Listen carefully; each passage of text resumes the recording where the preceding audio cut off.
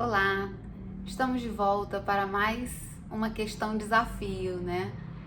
Um desafio proposto na obra que estamos buscando analisar, que é Desperte e Seja Feliz, da nossa querida Joana de Ângeles, através do Divaldo Pereira Franco. Essa obra, Desperte e Seja Feliz. E é essa a proposta, que a gente possa despertar das nossas tribulações, na condição em que nos encontramos e encontrarmos a felicidade diariamente, mesmo enfrentando muitos desafios, né? E essa obra da série psicológica que a veneranda Joana nos traz é exatamente com essa intenção, de que possamos, fazendo uma análise de nós mesmos, buscar as possibilidades da nossa melhora, do nosso crescimento, né? Então, hoje nós estamos no quinto desafio. Ela propõe 30 desafios e hoje é a nossa quinta questão desafio, que é intitulada Enfrentando Tentações. As tentações são aquelas situações onde nós nos vemos compelidos, desejosos de agir de uma forma e aí pensamos e refletimos se devemos ou não fazer. É tentação quando a gente dá essa pausa e pensa, quando não, nós já fizemos, já irrompemos e fomos lá agindo no impulso. Mas a tentação se caracteriza assim: a gente às vezes recebe uma incompreensão e tem vontade de revidar, a gente recebe um mau agrado, a gente recebe alguma fofoca, alguma passada de perna para trás no trabalho, são tantas as situações que nos acontecem e aí a gente pensa no revide, a gente se vê tentado a revidar. Ou às vezes nas nossas viciações, onde nós estamos buscando uma melhoria, buscando ali um fortalecimento, buscando eliminar algum tipo de vício e aí nos sentimos tentados a cair novamente naquela condição em que estamos tentando sair. Essas são as tentações, né? São as visitas das tentações, que fazem com que, cedendo às tentações, mostramos que ainda não estamos em condições de avançar o passo em que achávamos que estaríamos, né?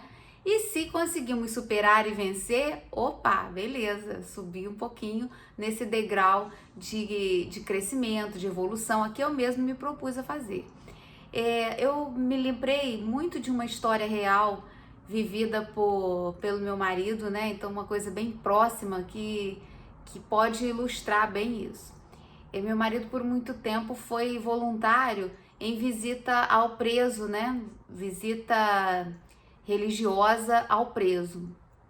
E aí ele visitava vários presídios, enfim, ia criando alguns laços com aqueles que estavam no presídio e que buscavam uma modificação, né?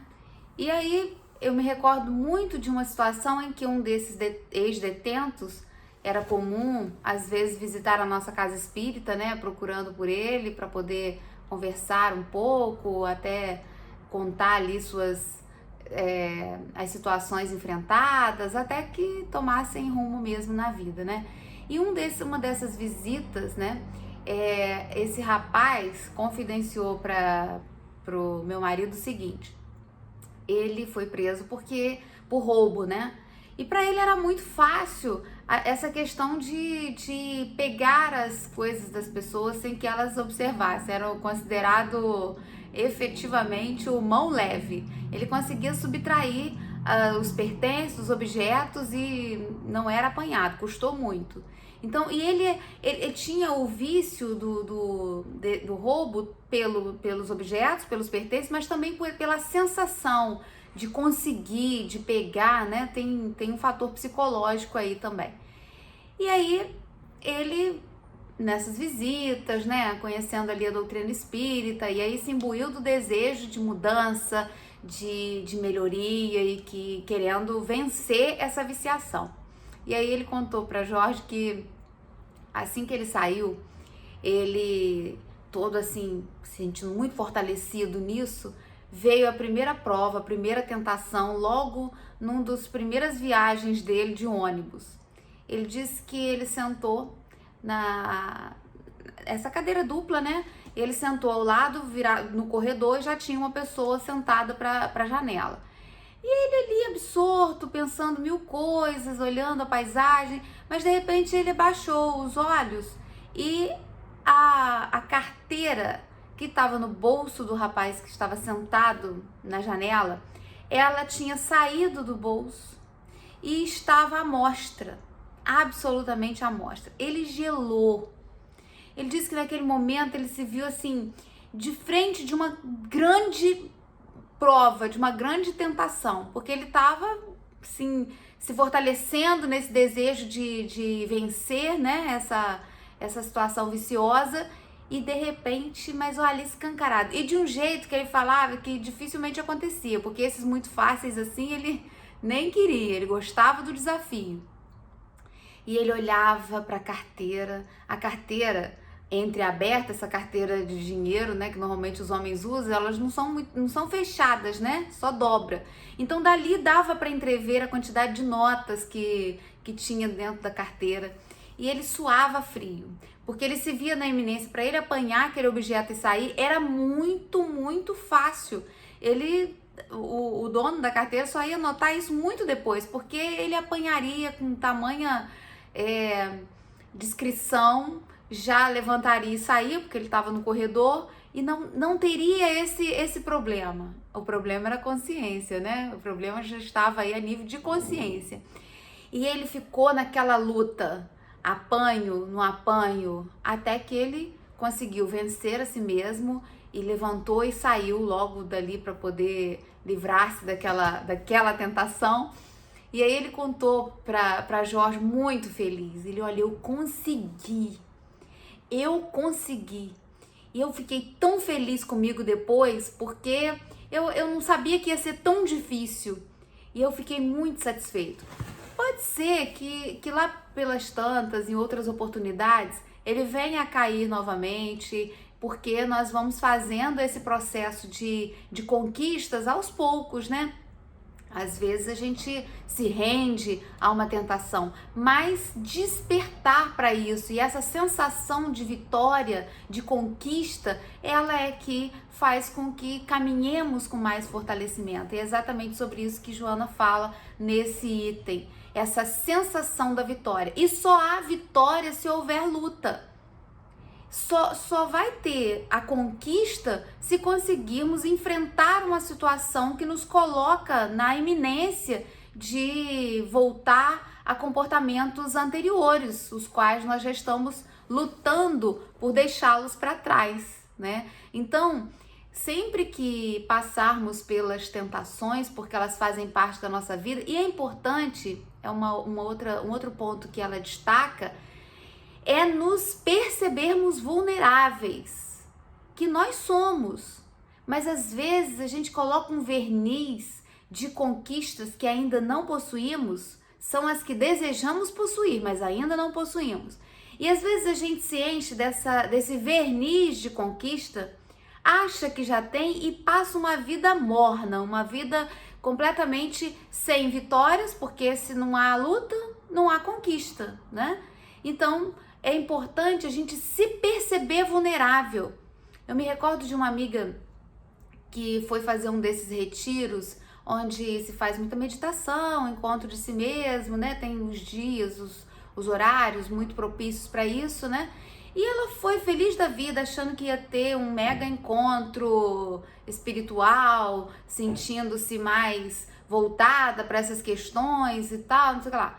E ela se deparou com uma situação completamente diferente. Ela se viu vulnerável de uma forma que não era capaz mais de achar que estava nessa condição.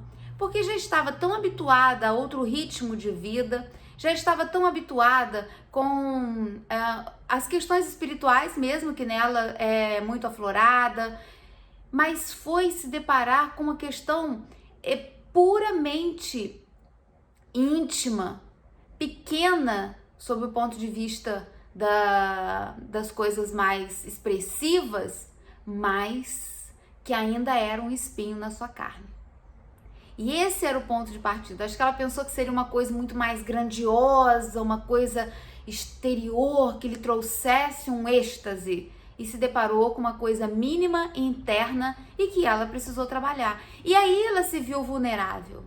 A princípio foi uma dor, foi um transtorno, mas como eu ainda me vejo vulnerável numa situação como essa? E aí brotou aquela raiva de si mesmo. É assim que a gente vai trabalhando nossos sentimentos internos. Não é negando que eles existem, é encarando, é enxergando, é se deparando com eles, é falando assim, eu ainda sinto isso, eu ainda titubeio dessa forma em determinadas circunstâncias. Opa! Então, é isso que eu preciso me dedicar a trabalhar. É isso que eu preciso olhar e enxergar.